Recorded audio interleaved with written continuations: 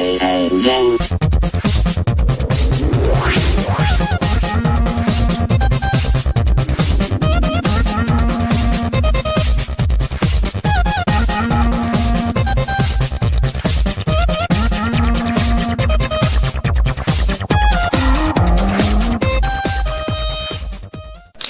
the 305 to the 303, this is TCSP. Ladies and gentlemen, please welcome Dr. Brian and the Casually Serious Band.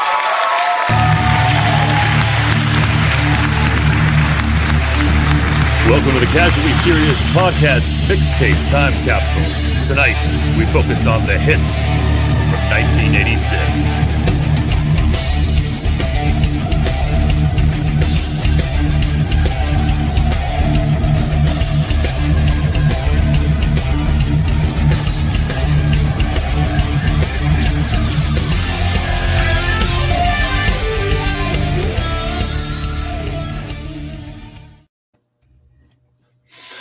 Oh yeah, sorry. I wasn't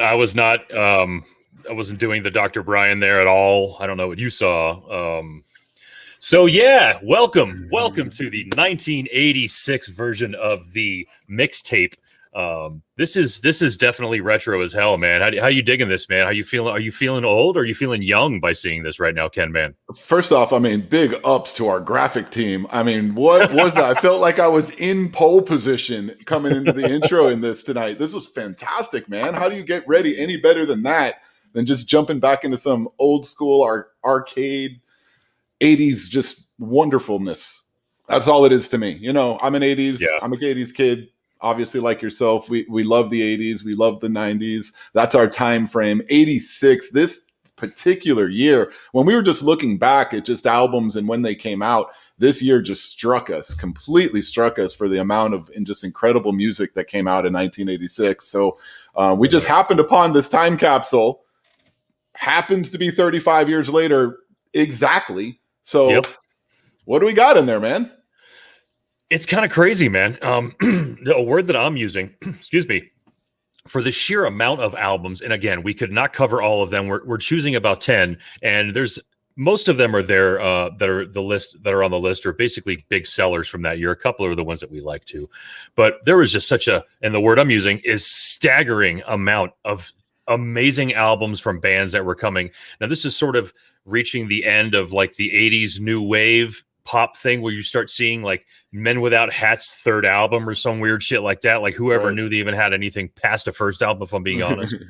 But there's a lot of stuff on there. There's some Depeche Mode and, some, I believe the Smiths. There's a lot of stuff on there, but we only were going to pick about 10 of them out of the whole pile after we crack them open. So I'm kind of excited to see really what that brings to us. But we also have to bring someone in here to help us dig it. And what better dude to help us dig through the time capsule from 1986 than our brother, Jay? What is up, Jay? Was it really 35 years ago? Only if you do math. And that was only 86, you know? That was only 86. There's more beyond that. Sarah's out here saying that she was in kindergarten, which, listen, I don't have to hear that. Thanks for watching, young lady.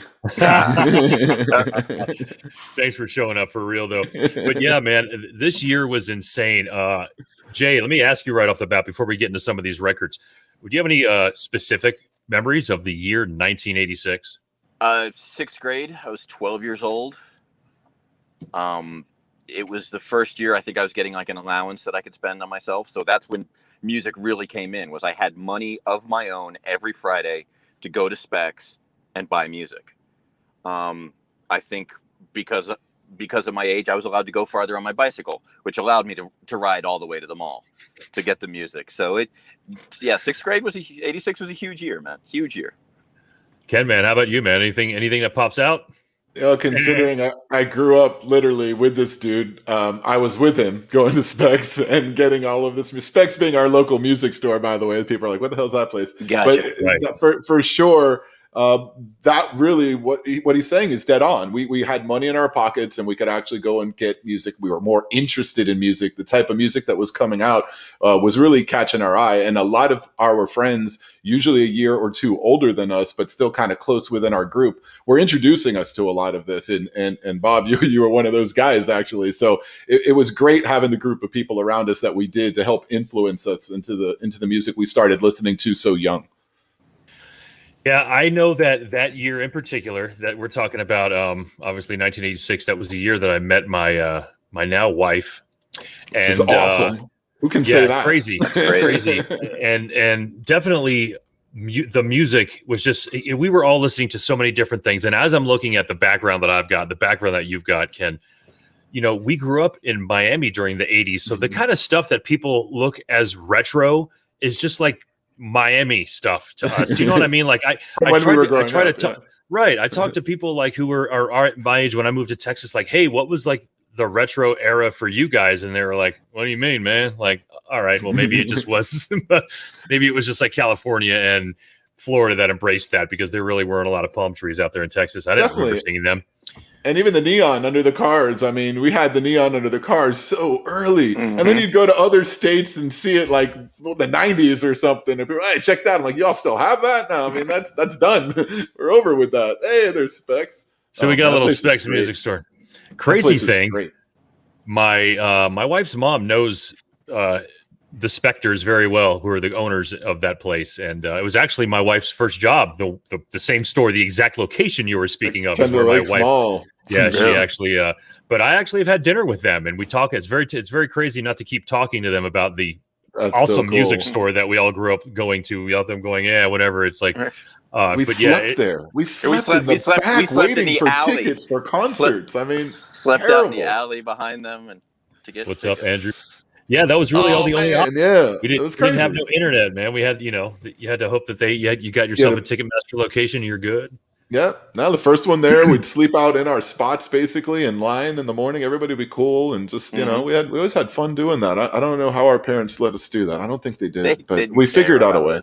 Yeah, whatever. Parents didn't let me do shit. I mean, I just I'm like, if I got away with doing anything. I was at a couple functions where your mom showed up, and that scared the hell out of me, man. I'll tell you that.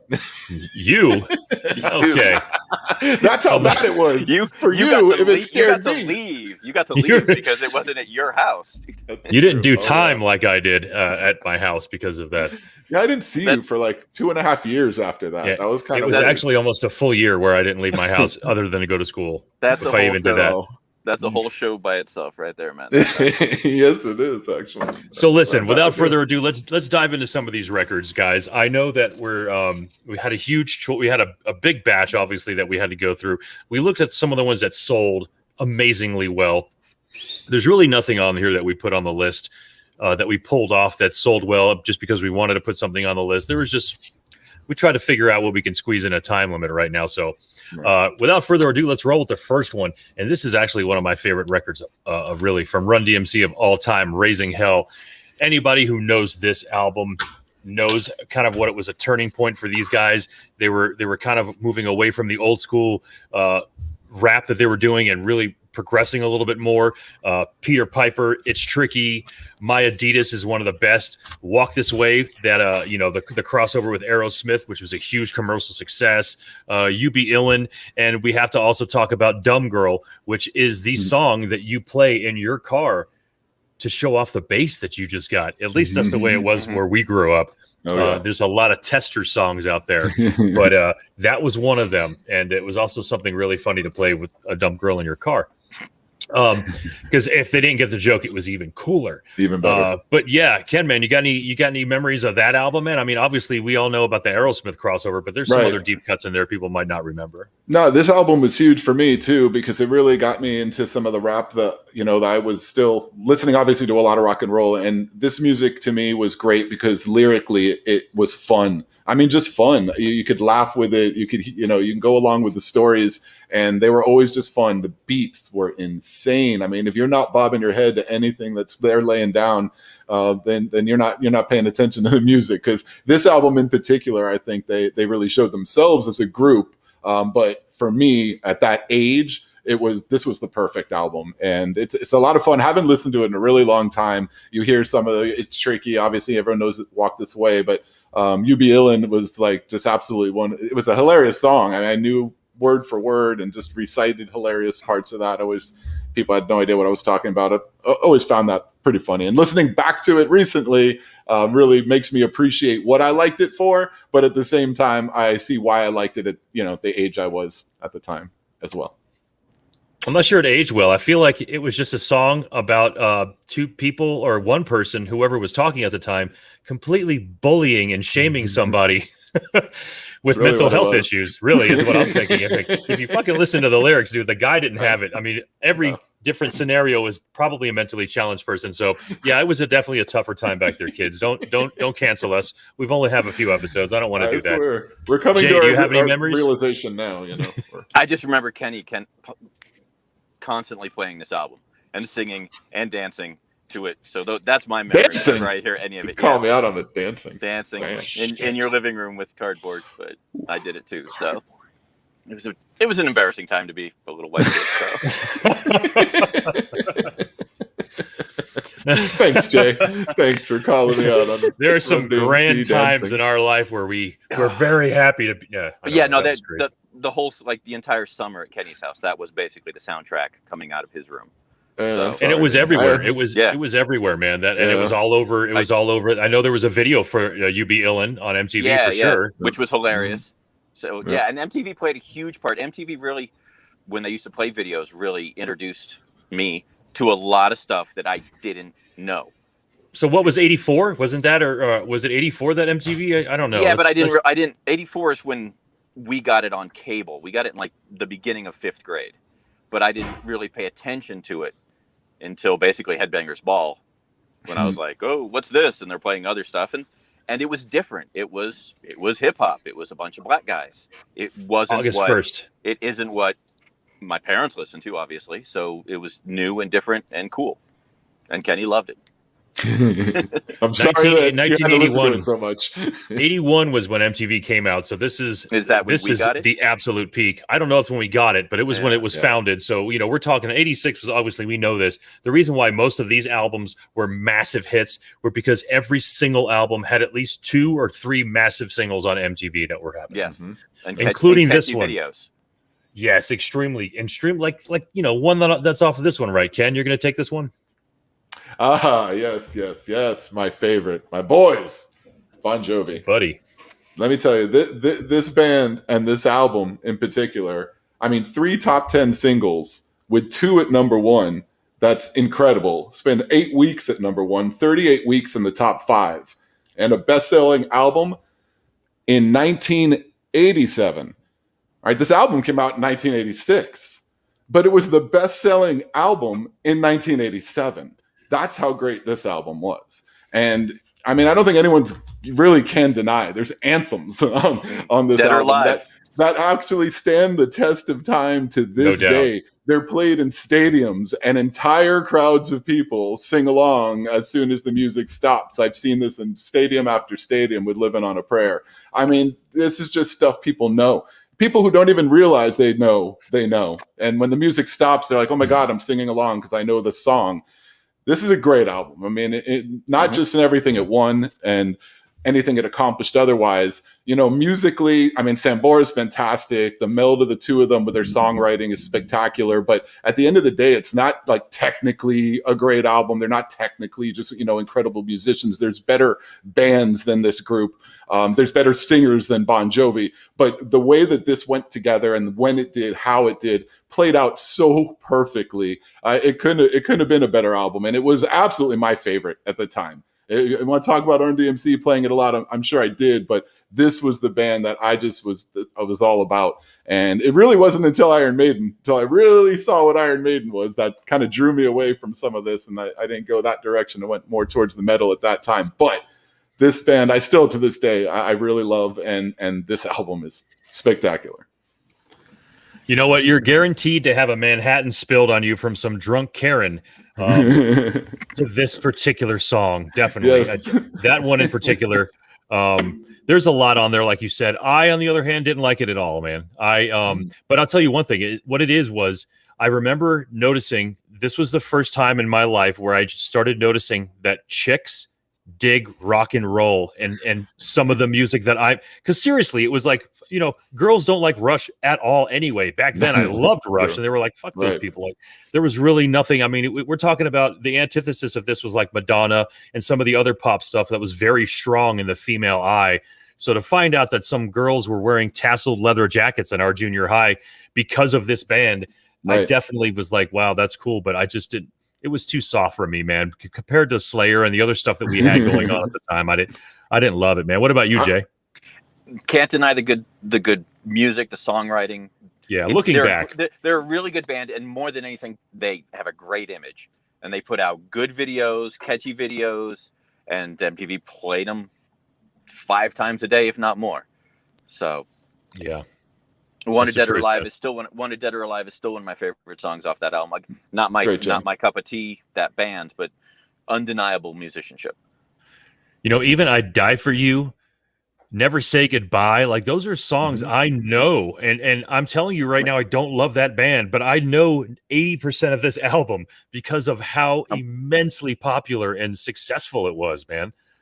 I mean, I couldn't get away from it. And I guess at some point I didn't want, with the kind of girls that were digging it, I wasn't really trying to get away from it, but I wasn't buying tickets. You couldn't get away from it. And I wasn't trying to seek it out. Yeah, I can honestly say I've never seen them live, though. As much as I liked Bon Jovi, I never went to a show, and I guess wasn't into doing that just yet at that age. It wasn't until I got into heavier music that I started going to rock shows. But I never saw Bon Jovi live, and I really don't care to. But I still like that album.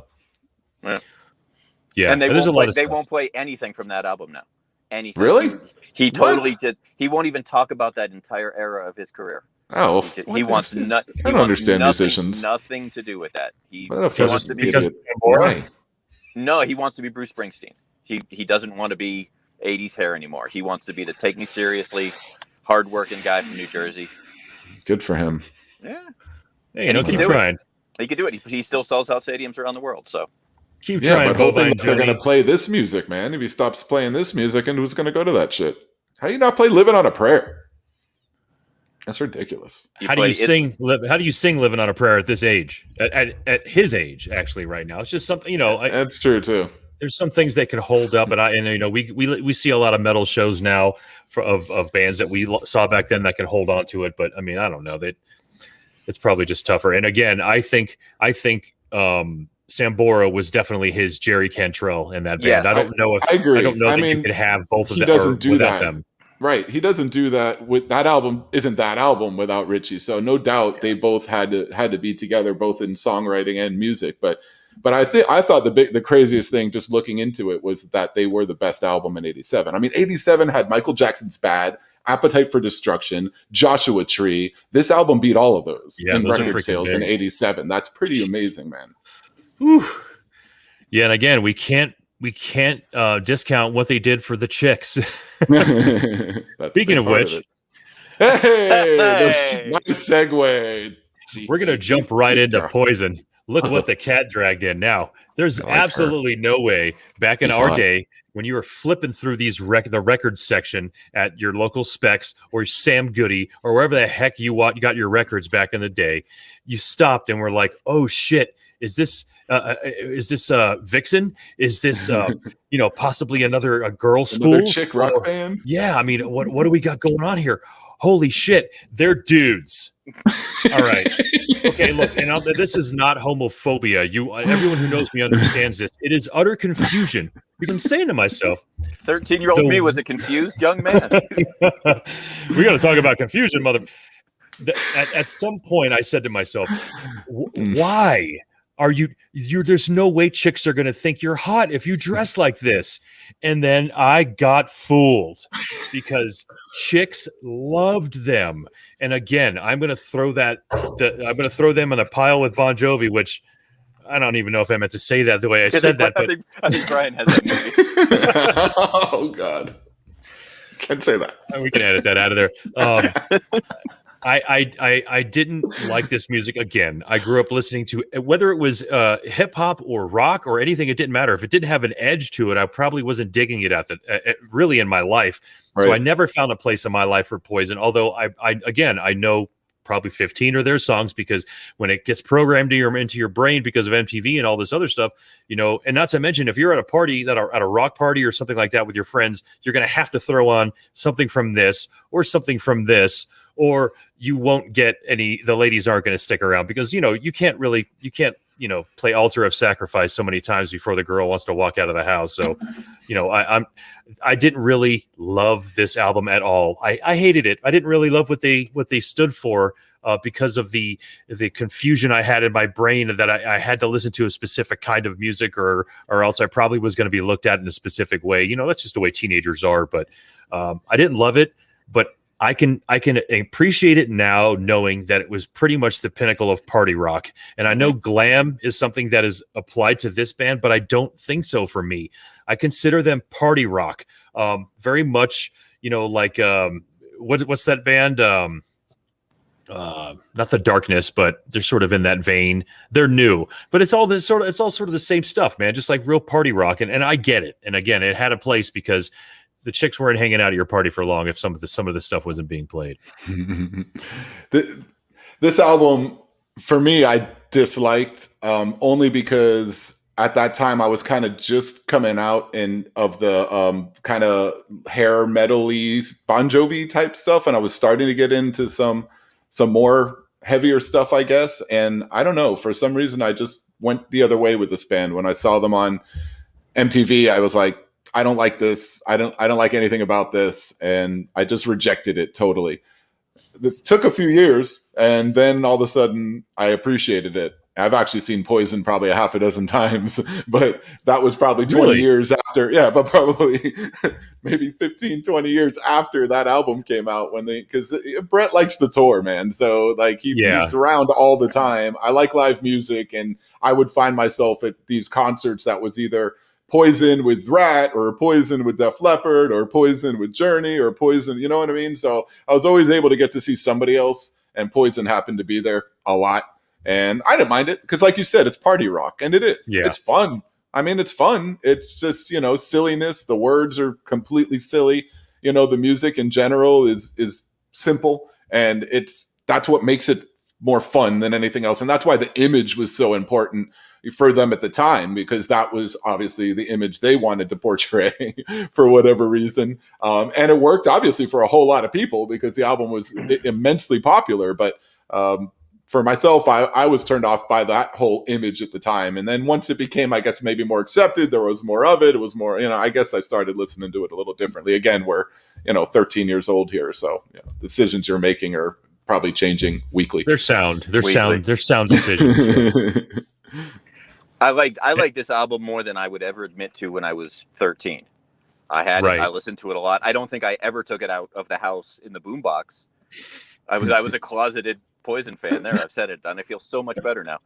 But it wasn't terrible. It wasn't any worse than anything else that was pumped out by MTV, and they were so heavily image driven that a lot of people took them as not that good of musicians. But CC DeVille went to the Juilliard School of Music, and he was a very accomplished player. He didn't do much with it. I shouldn't say that. They sold millions of albums, but I liked him. I dug him. He's definitely their Ace Frehley, the Ace Frehley of Poison for sure. Right. The Ace Frehley of Poison. I'll take that. I'm so sorry, Ace, but yeah, I feel like that's the case, and I think back then was when the first realization came to me that women will actually find a man who is trying to look like a woman attractive. And I don't know what that says about women at the time. Maybe vain, maybe there was just sort of like, because ambiguousness has always sort of been a kind of catchy thing in rock and roll, like the New York Dolls and shit like that. There's a lot of David Bowie. Yeah. There's a lot of folks that sort of toe the line in certain terms of sexuality and stuff like that, because that was always a part of their music. Not that that fucking means anything about, regardless of what they are as a person. But the music was sort of interwoven and all that. But that wasn't what you were getting with good old Poison. They looked like chicks, and they wanted to bang all of your chicks, and they were going to do that. And they probably did too. They did, and they got a big bust, and they shared lipstick, and whatever. I can see now, because even my wife is a fan, and again, like I said, I can see now why it was big. But even back then, Hidden Lake, any of the places we hung out, if it was jamming, no one was claiming to be the person who put the tape in the tape deck. No one was going to say, put on Poison, dude, freaking, lick him and smoke or whatever, like, there's, no one was ever saying that, but there were plenty of friends that we knew that liked them, you know what I mean? Because, they were pretty freaking popular. So they were. Anyway, let's go into a slightly different direction and get into a mildly misogynistic classic. Yes. Beastie Voice, License to Ill. This album, oh my God, come on. It was such a eye-opening album for a 12, 13-year-old white Jewish boy in Miami. to know these guys were Jewish and just doing this was awesome to me. And I was just kind of introduced to the rap thing, and this was different and fun. And we listened to this stuff when I was in Boy Scouts, and we would be driving to our campsites, and not driving because we were too young, but our parents had in their cars. Our parents were cool enough. Jay's pop, my pop. I mean, Brian's. All of our parents were. Well, Brian's dad was always country. That's why no one wanted to drive with Brian's dad, because it was always country in the Bronco. But in the other cars, they'd let us pop this stuff in, and I just remember that was where I think I heard the most of this album, were the drives to and from our campsites. And then eventually I bought this tape and just listened to it till literally I broke it. The tape broke because it got listened to way, way, way too much. I love this album beginning to end. It's so much fun. There's a lot of issues, obviously, with the band and this album because of what happened through production and rights. And they'll, if you ever get a chance on Apple, that the documentary, the Beasties documentary, is spectacular. You got to see that.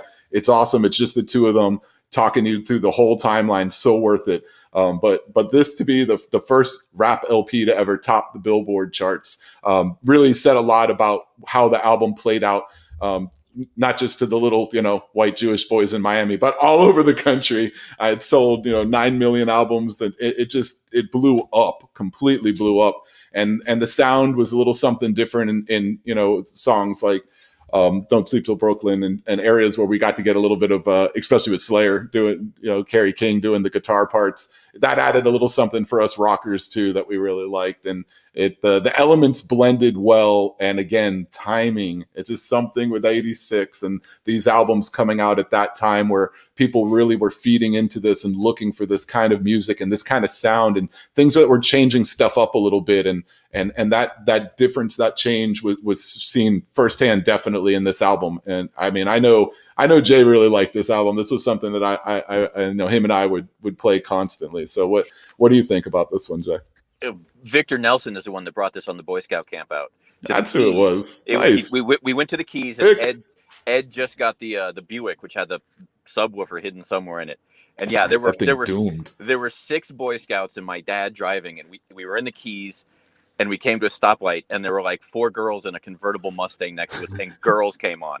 And there's like 5 Boy Scouts screaming at these poor girls. Ah! But yeah, it was a great album. And you used the word fun. You used the word fun to describe this and to describe the Poison album.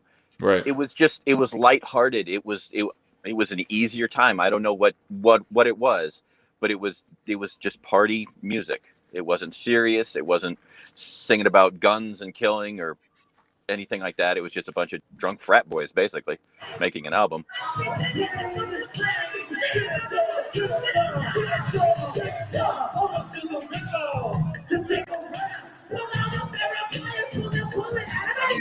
And I'll tell you what, man, considering that was the follow-up, to this, it's such a different record, but Beastie, they just kind of went on this massive evolution, man. I think we can actually dedicate an entire show to the Beastie Boys, if I'm being honest. It would be super easy to do it. This album in particular is considered sort of like the infant version of the B-Boys, if we're being honest. I mean, A lot of people don't really know that they were a punk band, and if you watch that documentary, you will get the big information about all that. I actually have the Pollywog Stew EP. I listened to that right around the time I heard Beastie Boys because I knew they were punk and I was a big punk fan. But there's a lot of stuff on here, man. Groundbreaking shit that went on for years. Like just the beats and everything for all this is just so super classic, man. And sampling Led Zeppelin, right? The drum intro to whatever that was. When the I believe breaks. Rhyming and Stealing. Yeah, I was gonna say it's when the levee breaks by Zeppelin, but.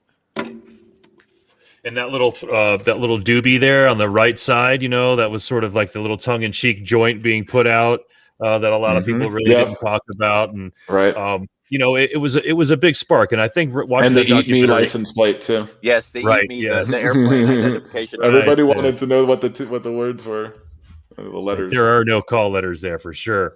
Right. A great record. And again, the one thing that I love most about it is what it started for the band, because it's not the record I love the most from them by any means. Right. What I just showed you, I agree. The clip we just showed from the Cameo Theater in Miami, I think that was the Check Your Head tour, and they were playing High Plains Drifter from Paul's Boutique. Paul's Boutique, which is my favorite. Right. I think a lot of B-boy fans say the same thing about it, but crazy stuff, man. Lots of good stuff, man.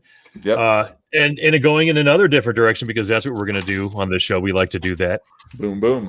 Boom, boom. Hey, Slayer, Rain and Blood. What a freaking groundbreaking album. We talked about this in depth when we put them up against Metallica, not to the last episode that we did that. But this album is just a classic from beginning to end. Like I said, we went into it real deep, so I'm not going to go deep into it. But, there's a song on here that eventually was sampled by Public Enemy, and Rick Rubin is the connection between this and this, because Kerry King from this band was playing the lead guitar in "You've Got to Fight for Your Right," the video for Beastie Boys. So there was a big connection between these two albums and the label in general. And Slayer is the band that I've seen the most. Myself and this badass right down there have gone to 15 shows at least to see this band. So this is a groundbreaking record, and I love it to death. It's definitely one of my favorites from that year. This album I didn't listen to a lot when it first came out, because I wasn't quite into Slayer at that time, but it's an album as we spoke about last week, that I got back to, kind of working backwards with Slayer. Fantastic album if you like that kind of sound and that kind of speed.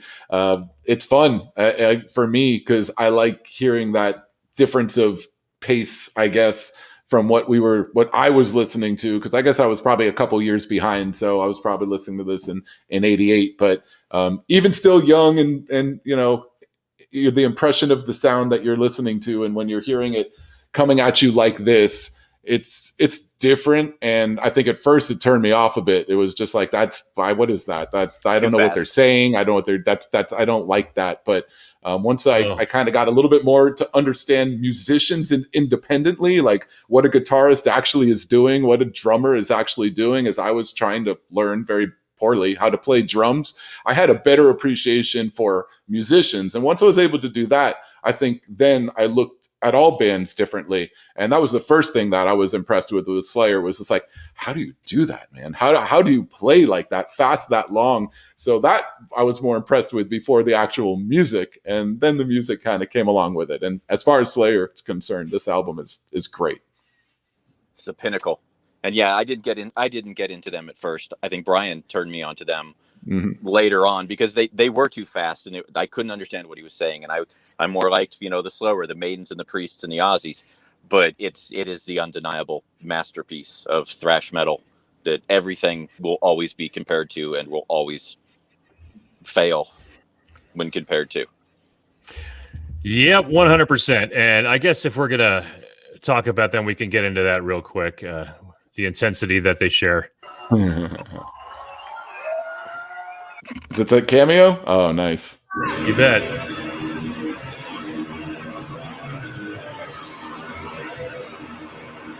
Top-notch recording. Sit down, sir. Sit down. Please sit down, sir. Down up front.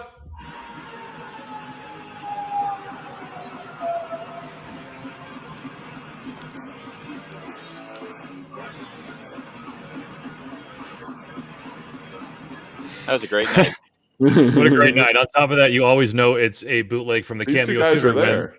when the ginormous friggin' disco ball is in the Disco center ball of your there. picture. It ruined many a bootleg shot. But, interestingly enough, the guy who shot that video, I just found his YouTube channel and was able to just go through dozens and dozens of Miami, Florida concerts. It was amazing. But yeah, that is from the very first show myself and Jay attended for Slayer, and it's set forth decades of us going to hunt them down whenever they came around. Yeah, definitely one of the greatest bands in history to me. But there was also another band that was doing very well. That was the result of another band that did very well. And Ken, let us know what you think about Eat 'Em and Smile. Oh man, this album right here. This is the debut album for Van Halen's frontman David Lee Roth after that amicable split between him and Van Halen. So David didn't even want to go do music after that. He was ready to do a movie. CBS movie studio had Crazy from the Heat ready. Already money was there. He was already putting it together. Stuff was invested, and they pulled the plug. CBS just pulled the plug on the whole movie studio, not on just his movie. CBS movie studio shut down. Everything done. Everything he was working on to be the movie star that Diamond Dave always wanted to be shot. So at the time, he said, all right, well, we had a lot of music because they did produce some music for the movie that they would now turn into Eat 'Em and Smile.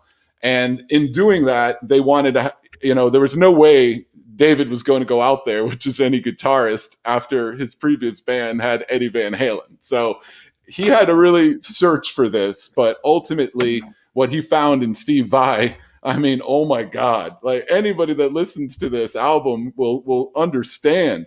And for me, what was big about it is the fact that David Lee Roth, so just all about him, was really able to let the musicians on this album perform and really let everyone hear what these guys could do. He just let them go. Some of there's solos where you don't need solos, but they do it and it fits. And it might just be a few seconds, but it's badass. And it could be a bass solo, a guitar solo. These guys are fighting. I mean, Billy Sheenan. I mean, he's underrated behind Steve Vai. This guy's an insane bass. I shouldn't say underrated. He's not underrated. He's an insane bassist. And even Bissett was a classically trained drummer. This was an insane band to be behind David Lee Roth at the time. No doubt, 100%. I'm not going to play that because it's a video, but just wanted to show a picture. All right, but yeah, I mean, and the more that you listen to the album, the more you hear like the big band influence to it as well. And even with cover songs that they play on there, and some that are albums, like songs to me, like I thought Tobacco Road was a cover, and Tobacco Road that's their song. That's an incredible song. You get songs like Shy Boy and Elephant Gun, which are just absolute, just speed all the way through. Big Trouble, which is a very Van Halen, very Fair Warning kind of feeling, And then to end it with That's Life, Sinatra's tune in his own right, and Diamond Dave kind of playing to it the way he needs to. And that's his ego at the end. So he gets to stroke that to end the album. If you got 30 minutes, because that's all this is, it's 10 songs in 30 minutes. It's worth a listen. It's fun. You might skip through one or two. Ladies' Night in Buffalo, honestly, is an incredible song. It's a piece of art. It's a piece of art. Ladies' Night in Buffalo? Because then it ended with a question mark. It is a question mark at the end. It is a question mark at the end of that. There's such a thing as Ladies' Night in Buffalo? But if you listen to the song, I don't know if he's asking. But it is a song that they wrote when they were in Manhattan, actually. So it was, I know that's not where Buffalo is, but it's the same state. And for whatever reason, that's how that worked out. This was actually a fun album for me to research, I have to say, because it was a big part of my growing up as well. This album came out 6th grade for me, going into 7th grade. And at that time, that meant elementary school to middle school or junior high at the time. So I took summer classes and just to get used to the school. It was my mom's idea. And I remember sitting in art class just writing the words to Yankee Rose just on paper, just because I knew all of them by heart, that I could just write the words to Yankee Rose. I was actually doing it to impress a chick, but I did it and I loved it. The album was so much fun. Fun. It is a fun album. Very lighthearted, very party oriented. You don't know if he's singing about cars or guitars or women or vacation spots, except Buffalo. We know where that is. But yeah, it's a great album. It's short and it smelled like grape. I don't know if you remember that. When you open the cassette, I do remember that. Yeah, there was a couple I remember. Yeah, Yes, maybe it that had was an on purpose. overwhelming grape fragrance, and it was one of the first clear tapes too. So You get I'll all tell you the what, man. information here. When it comes with TCSP, we got it all over here, man. When it comes to this record, David Lee Roth and MTV were made for each other. Mhm. And let me ask you guys something real quick. Are both of you huge or very big fans of Van Halen, the David Lee Roth era Van Halen? I wouldn't say huge. I mean, like fanatic, no, but I'm a big fan of Van Halen with David Lee Roth, definitely.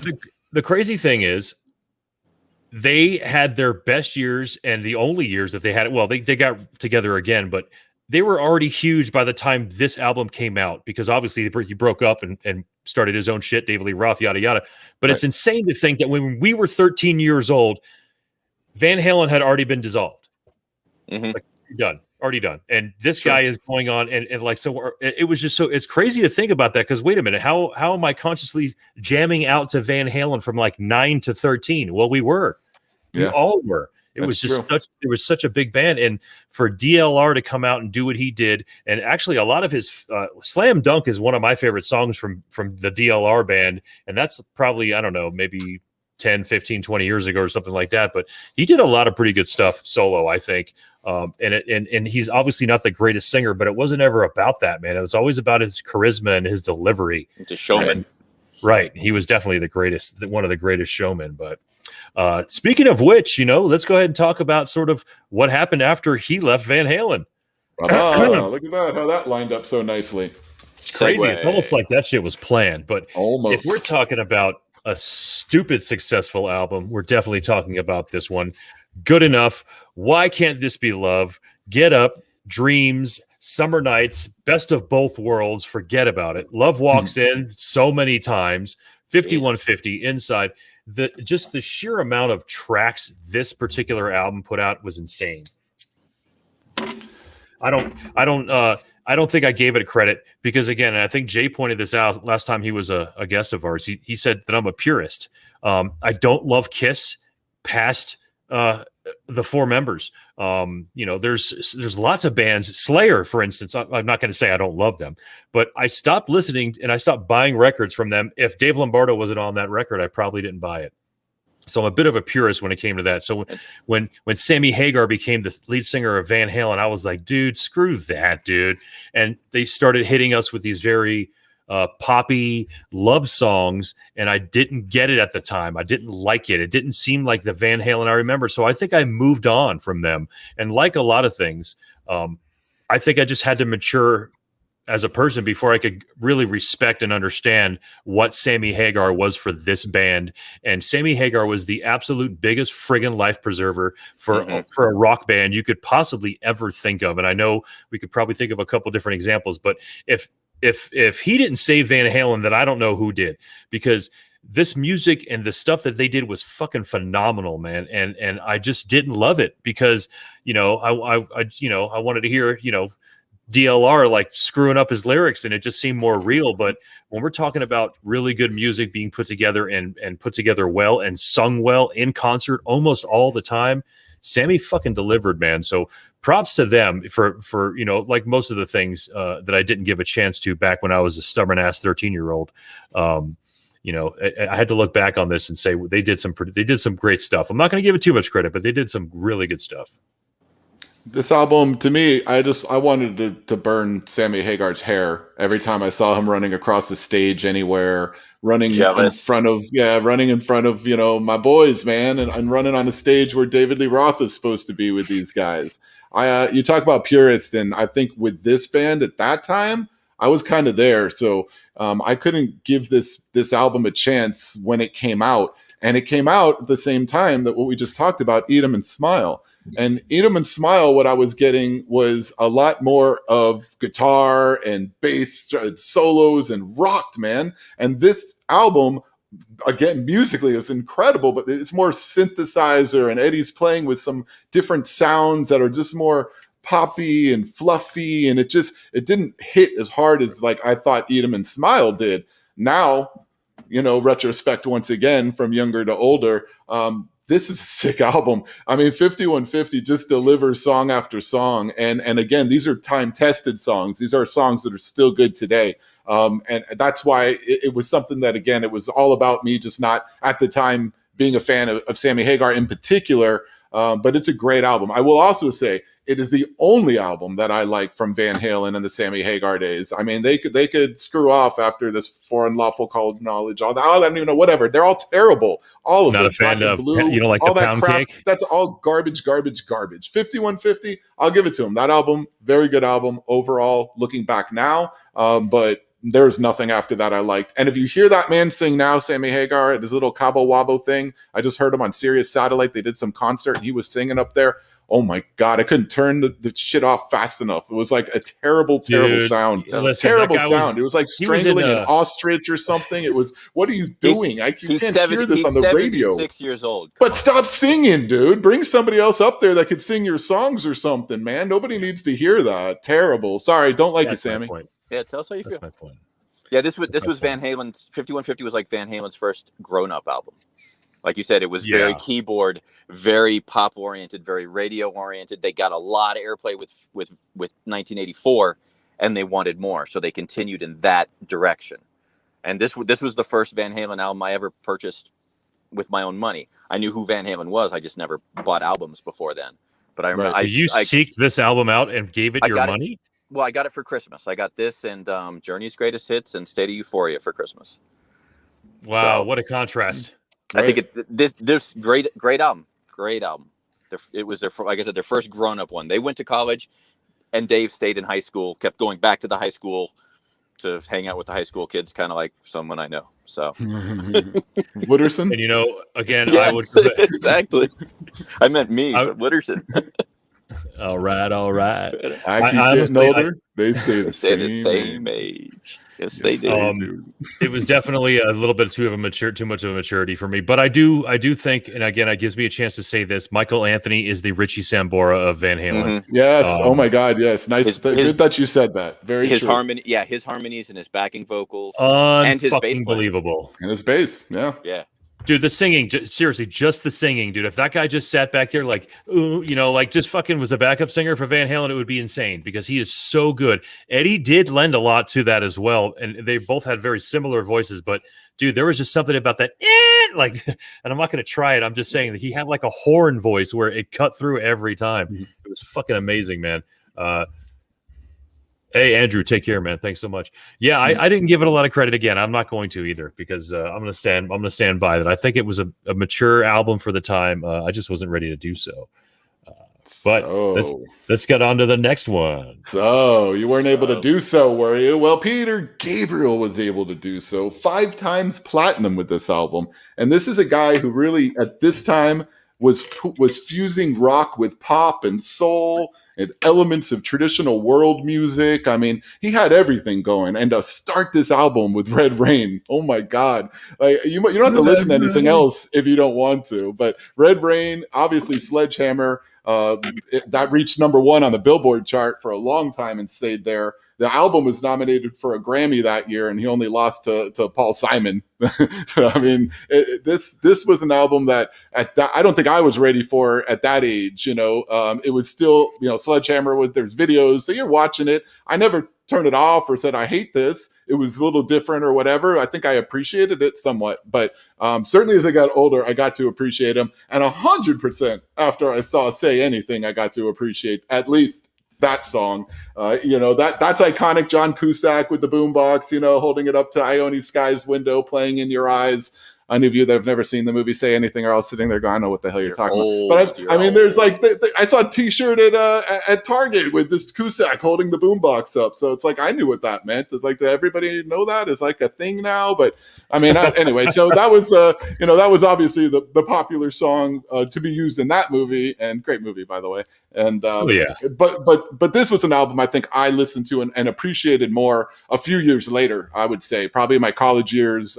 So that would have been whatever, 7 years after this album even came out. But being able to go back and listen to it this past week again, just not being sure which songs were on this album, I really appreciate it. It's a fun album, definitely. And I know he was fun a lot with music. I enjoy fun music. What can I say? But this one in particular, I liked listening to and actually listened to a couple times. There it is. There's my boy Johnny. Like the heat.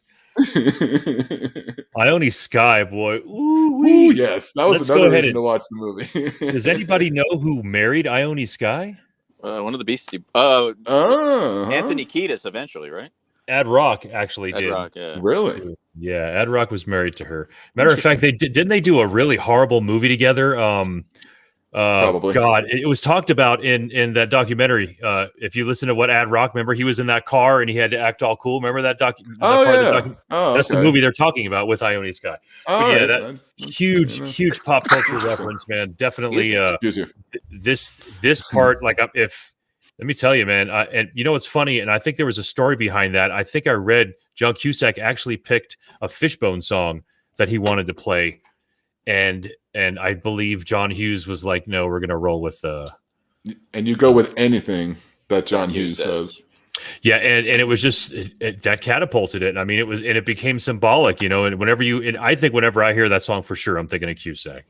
I don't know if that's a John Hughes movie. I think that's Cameron Crowe, actually. Actually, my bad. Yeah, my bad. Yeah, I think Cameron Crowe did say anything. I was looking at a couple different articles here, and I just remember him saying that he was kind of tired of hearing everyone thinking that he chose that when it was because he was a fucking punk rocker. Like I tried to get Fishbone on there, I didn't want. I didn't want Peter Gabriel. God, Peter Gabriel, though.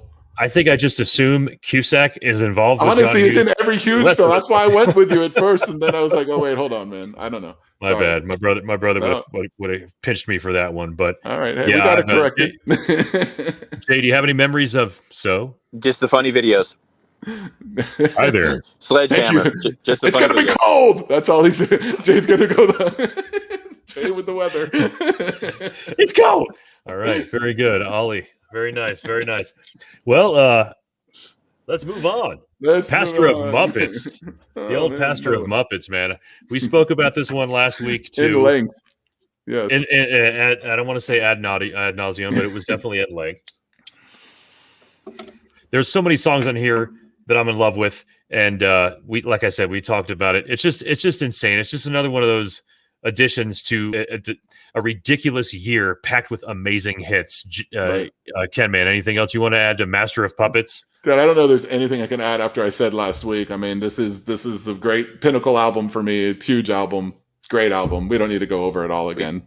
We've said it all. We said it a lot. If you didn't watch last week's show, and you'll hear everything we got to say about Master of Puppets. It's awesome. Damage Incorporated. All right, KenMan. Go.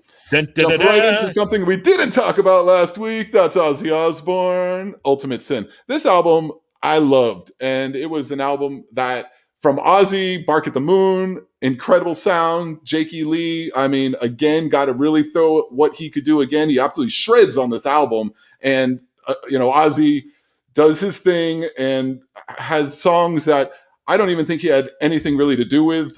Phil Susan wrote most of this stuff, and he didn't even play bass on a lot of this, and that was a big fight over it. To this day, Ozzy says this is his least liked album, and I think it has a lot to do with the crap behind the scenes, and that he really didn't play a huge part of the artistic side of putting this album together other than showing up and singing. And at the end of the day, though, it fit and it worked. So for the fan, we were just like, hell yeah, because it was just such a great album. They didn't even need Ozzy for a lot of it. He was in rehab for most of when all this album even started getting put together. It's like, all right, you're out here. This is what you're doing. This is what we're going with. It's all good. And then all the fighting, and Sharon blew up on Jake, and we all know kind of how that played out. It got ugly. But you can't deny what this album has on it. Just as a fan, I mean, it's incredible, song after song. He dressed pretty funny during that period, though. He's a silly old man, no doubt. He was sparkly back then. But he's just out of rehab too. So, now you got a sober, kind of bewildered old dude he's not even that old there, but he's still just kind of wandering around like he's 87 and he's in a 45-year-old's body. But this music is great. Lyrically, it's fantastic. It's just it's so good to be able to sing along to the music that's with this. And again, Jakey Lee absolutely shreds on the album. It's a lot of fun to listen to, again, beginning to end. Bark at the Moon and this album are my two absolute favorite Ozzy Osbourne albums, hands down for me. Thank you. Fuck what Ozzy says. Jakey Lee is by far my favorite Ozzy guitarist, other than Randy Rhoads, obviously. Okay. I'm glad you made that little. I'm not just saying that out of respect for Randy. The guy was a fucking beast, and anyone who saw him knew that. So yes, he's the greatest. But Jake, Jake had an impossible thing to do, as did Brad Gillis, jumping right in after Randy passed away, and jumped into the Speak the Devil tour and all that stuff, and tried to do what Randy did a great job. But Jakey Lee, man, he just came up with some great shit. He was actually, I believe, Badlands was the band he was in before he was with Ozzy, and wasn't Michael Bolton the singer of that, or no, it was Blackjack. I don't recall. But one of his solo songs was one of my marriage songs. So Jakey Lee's a badass, man. I love him. What say you, Jay? You got any memories of this album? My favorite Ozzy album, because it was the first one that I got into that was new. I knew of his previous stuff, but that was the new. And yeah, Killer of Giants, Fool Like You, Secret Losers, just great songs. Not the best recording, but a great album that you just put on start to finish and listen to it. The entire album. It's all Killer good. of Giants, man. Killer of Giants. Yeah. Still my favorite. All. Yeah, there's and he kept the amazing album cover rolling with this. You know what I'm saying? Like, a little cheesy. What I'm saying is, like, the art, it had to be big back then. Yes. In Yeah, no, 86, we're in the midst of all this, excess. That's what the 80s were all about, by far. Yeah, and as you can see on Ozzy's face, he had some excess himself. Got out of rehab, like you said, gained some pounds, and that's why they give him big long robes like they did to Elvis. You know what I'm saying? Like, there was a big fucking reason for that, but so those were the 10 albums that we chose, guys. And for everybody that came to watch live, thank you so much. Anybody who's watching this after we are live, thanks for checking this out. There were so many other albums that we had that are on this list for 86. We've got some runners up, actually. Somewhere in Time, the Iron Maiden. It's a good album, definitely. Not the greatest in my opinion, but a good album. There's a couple cuts off there that are very memorable. That I love. What say you guys? Stranger in a Strange Land. Love that song. I find some songs on that album just you can't even listen to them. They're just not. They don't play them live. There's a reason. They're just terrible songs. I'm sorry. I love Iron Maiden, but there's just songs on that album. It would be very low on my list of Maiden albums if ranked. But Stranger is one of my favorite Maiden songs all the way, top to bottom. So that certainly stays above the rest in this album to me. Not their best album, but perhaps my favorite, again, because it was the first new Iron Maiden material to come out. Sea of Madness is my favorite on the album. It's a good song. Nice. That's a good song. Got Journey, Raised on Radio, another great album on that year. Bad Brains, Eye Against Eye, and who can forget Dancing on the Ceiling? Yeah, you know what I mean? Like, it's just smooth stuff, man. Another pretty damn good album. Oh yeah, Graceland, great album. Did a lot of good stuff. Don't call me out. Don't call him out, damn it.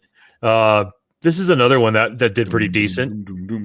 Great album. Yeah. Such a great bass line that MTV stole it for everything. The news, the MTV News, and that's what it was. News. Yeah. And this album right here, man, which almost made the list. Little Susie. I mean, there's just a lot of Modern Day Cowboy, good song. Yeah, a lot of pre-love song stuff on that album. And that was their first album, correct? I believe it was. Yeah, because that's what I consider the old Tesla, because we kind of love song was sort of our era. But yeah, by all means, this record was good. That was a strong debut. Yeah, it really was. What happened to Madonna? I thought we were gonna throw True Blue up there. Come on, man. True Blue, we're Miami people. We're Miami folks. In the essence of time, I said, "Funk that." Come on. You know what? Hey, but you got to say with True Blue, come on, that album, no good. That Papa Don't Preach is a far reach from my girl, the Material Girl. A far reach. She just completely went to a whole different level here. No good for me. No good. Sorry, Madonna went backwards with this album for me. That's all. Yeah, 100%, man. No, you're right. I think I don't give a fuck either way, man. I think we're talking about an image change that she had, that she kept going through. The 80s were her fucking cocoon, basically. She made all of her money there, and then, I guess maybe not in the 90s. She just kept going. Actually, she still killed it. She was always a beast, man. She was awesome. She was one of a kind. Yeah. Well, anyway, guys, that's the show for tonight. I want to thank everybody for coming and hanging out with us tonight. Yeah, exactly. Jay, thanks for hanging out with us, man. I appreciate it. I'm going to have to make a quick getaway because of what we spoke about earlier. All right. Have a good one, Jay. All Hey, it's right, always good to guys. have a truck driver man on the show. The guy, he's always somewhere else. He was somewhere in bumfuck Arizona tonight, so it's kind of cool having him pop in from wherever the hell he might be. And the fact that he was able to figure out technology to actually do it, I'm impressed. I'm glad Jay's been joining us. Beautiful thing. All right, It is. folks, we're out of here. Have a good Peace. night.